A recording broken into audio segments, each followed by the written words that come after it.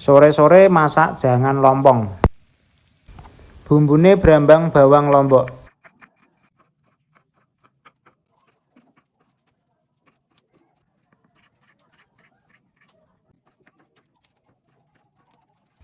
Sing ngrajang bumbune wis rampung, lanjut ngrajang lomponge.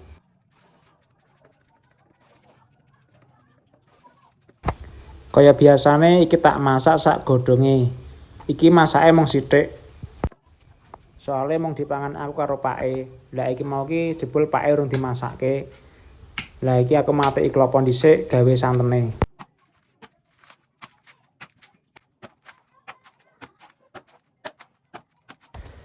Lah iki jam 5:30 meh maghrib.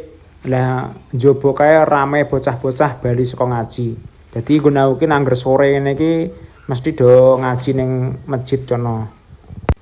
Kaya TPA apa TPQ nek kae to. Nek daerahmu isih ana kaya ngono iki ora, guys? Iki klopone tak tuthuk dhisik. Jarine iki gampang sing ngoceki ben ora pecah.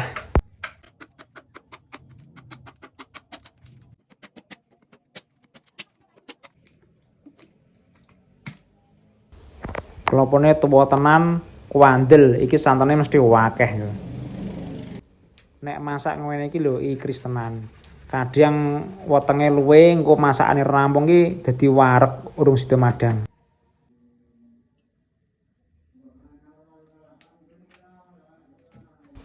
Lah iki wis meh adzan maghrib mampikan.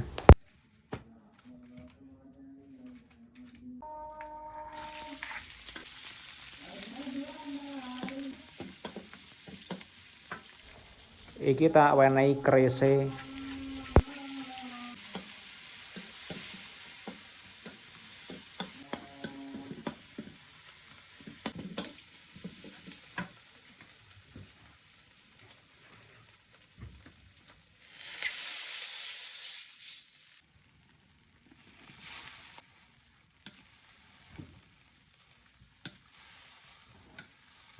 Seasoning tak wenehi salam, uyah, moto karo gula Jawa.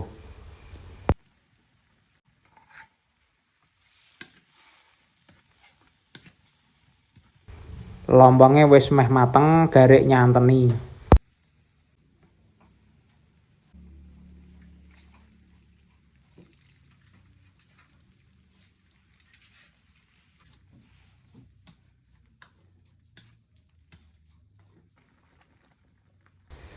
Aromane sedep, tak incipi dhisik, guys. Wah, mantep, gage-gage madang iki. Iki mau pas jangane wis mateng, pake langsung jikuk sak piring digadu. Dadi dipangan ora nganggo sego. Jare yo enak, aku yo terus melu mangan iki. Seger tenan, sore-sore mangan jangan lompong ning ngarep pawon.